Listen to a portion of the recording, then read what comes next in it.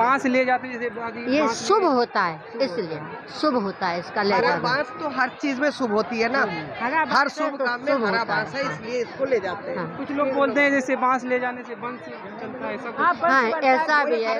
परिवार रहे भैया, इसलिए लोग ले जाते हैं। हरा भरा रहता है। आप कहाँ से आई? हम साथ में साथ में सब लोग, मतलब एक साथ कितने लोग थे? हम लोग तीन गाड़ियाँ आई कम हैं। से कम हाँ 30-35 लोग, 30-35 लोग। लाल बंगला से आए। लाल बंगला से। हाँ, जब रामचंद्र जी ने यज्ञ किया था तो अपना घोड़ा छोड़ा था। जो घोड़े को पकड़ता है उससे युद्ध होता है, तो लवकुश ने पकड़ लिया था। तो लवकुश से युद्ध करने के लिए पहले हनुमान जी आए, तो हनुमान जी को लवकुश ने बांध दिया, इतने प्रतापी थे। फिर वो जब पता चला कि घोड़ा भी बन गया और हनुमान भी बन गए, तो रामचंद्र की सेना लड़ने के लिए आई। लवकुश ने उनसे युद्ध किया।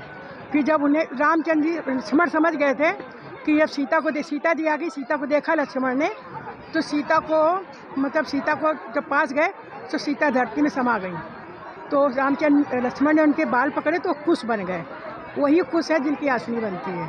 और सीता जी का ये कुंड है जहाँ समाई थी, और ये जहाँ पानी भरती थी यहीं रहती थी। वाल्मीकि आश्रम पास में कहा जाता है जो सीता माता का मंदिर है केवल एक यही बना हुआ है। हाँ, एक यहीं बना हुआ है। एक जैसे बिठूर में लवकुश आश्रम वो आश्रम में रहती थी, वहाँ रहती थी। यहाँ युद्ध हुआ था, वो वाल्मीकि आश्रम में रहती थी और लवकुश का युद्ध यहाँ पर हुआ था। नमस्कार, इस वक्त हम लोग परियर के जानकी मंदिर में हैं। तो यहाँ पर आज जो परिक्रमा, होली से 5 दिन पहले जो परिक्रमा होता है, एक परियर का एक बिठूर का, तो आज परियर का परिक्रमा है। तो यहाँ पर जो महिलाएं ज़्यादातर आती भक्त, उनसे जानने का प्रयास करते हैं कि आखिर इस परिक्रमा का राज क्या है। बोलते हैं, कोई बोलता है 5 कोस का है, कोई बोलता है 7 कोस का है। और जो लोग वापस जाते हैं ज़्यादातर उनके हाथों में जो बांस का डंडा होता है, उसका क्या राज है? माता जी क्या नाम है?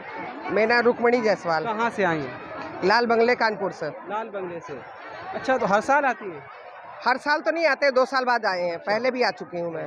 हाँ। तो यह जो परिक्रमा कहाँ से शुरू होता है, यहाँ तक आता है? ये एक परिक्रमा बिठूर ब्रह्मा की कुटी से होती है। वहाँ से फिर लोग पैदल भी करते हैं, जो नहीं चल पाते हैं ऑटो से, सवारी से आते हैं, यहाँ परिक्रमा करते हैं। सीता जी के मंदिर का दर्शन करते हैं, कुआं के परिक्रमा करते हैं, बरगद का पेड़ है उसकी परिक्रमा करते हैं। लोग की यही आशाएं होती है कि जो यहाँ मन में लेके आते हैं, जो भी मुराद वहाँ पूरी होती है। यहाँ बांस का डंडा ले जाता है, जो शुभ के लिए ले जाया जाता है। यहाँ सुना जाता है। अच्छा, ये कितने कोस का होता है ये परिक्रमा? अब ये तो पूरा एग्जैक्ट हमको मालूम नहीं, लेकिन 5 कोस है, 5 में। आपका क्या नाम? उर्मिला शर्मा, आप कहाँ से आए? कानपुर, गांधी ग्राम।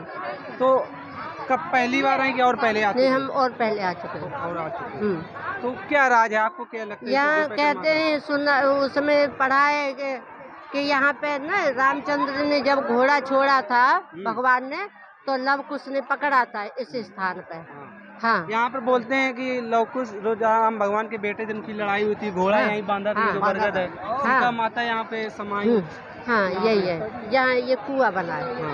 हाँ, यही सुना है। यहाँ पर कम्मा लगा बांस ले जाते हैं जैसे ये शुभ होता है, इसलिए शुभ होता है इसका ले जाना। बांस तो हर चीज में शुभ होती है ना, हर शुभ काम में हरा बांस है, इसलिए इसको ले जाते हैं। कुछ लोग बोलते हैं जैसे बांस ले जाने से वंश चलता है, ऐसा कुछ? हाँ, ऐसा भी है। परिवार रहे भैया, इसलिए लोग ले जाते हैं। हरा भरा रहता है। आप कहाँ से आई? हम साथ में सब लोग, मतलब एक साथ कितने लोग थे? हम लोग तीन गाड़ियाँ आई कम हैं। से कम हाँ, 30-35 लोग, 35 लोग। लाल बंगला से आए। लाल बंगला से। हाँ, जब रामचंद्र जी ने यज्ञ किया था तो अपना घोड़ा छोड़ा था। जो घोड़े को पकड़ता है उससे युद्ध होता है, तो लवकुश ने पकड़ लिया था। तो लवकुश से युद्ध करने के लिए पहले हनुमान जी आए, तो हनुमान जी को लवकुश ने बांध दिया, इतने प्रतापी थे। फिर वो जब पता चला कि घोड़ा भी बन गया और हनुमान भी बन गए, तो रामचंद्र की सेना लड़ने के लिए आई। लवकुश ने उनसे युद्ध किया। फिर जब उन्हें रामचंद्र जी लक्ष्मण समझ गए थे कि अब सीता जी आ गई, सीता को देखा लक्ष्मण ने, तो सीता को जब पास गए तो सीता धरती में समा गई। तो रामचंद्र लक्ष्मण ने उनके बाल पकड़े तो कुश बन गए। वही कुश है जिनकी आसनी बनती है।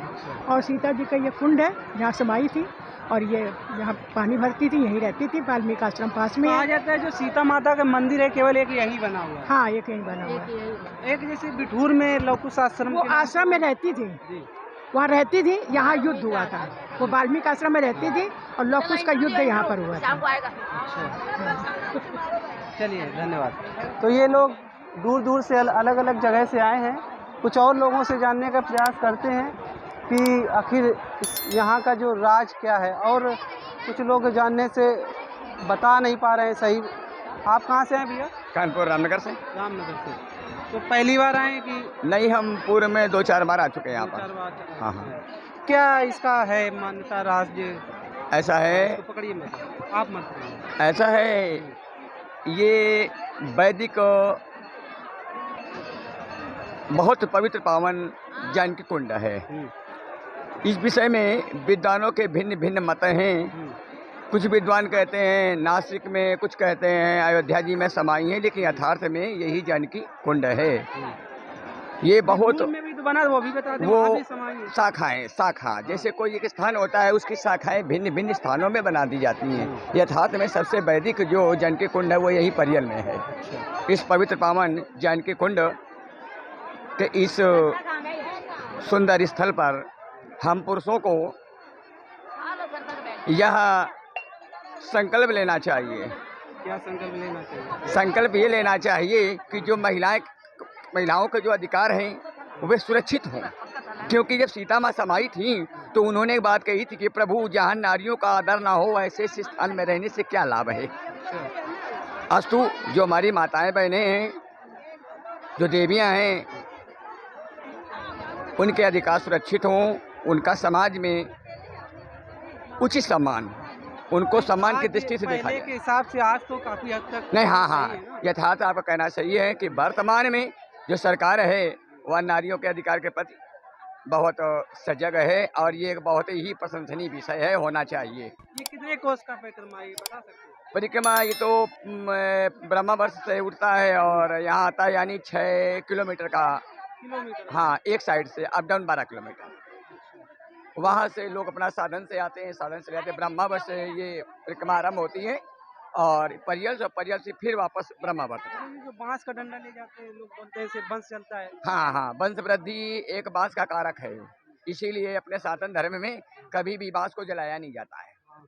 तो जैसे जो लोग नहीं आए मान लो यहाँ पे, तो उसका वंश नहीं चलेगा क्या? नहीं, वंश चलेगा, ये क्या मान्यता है। अब जो सीता माता है उनकी कृपा उनके ऊपर भी, श्रद्धालु को, पर जो नहीं आए और जो आए हैं उनके ऊपर भी कृपा है।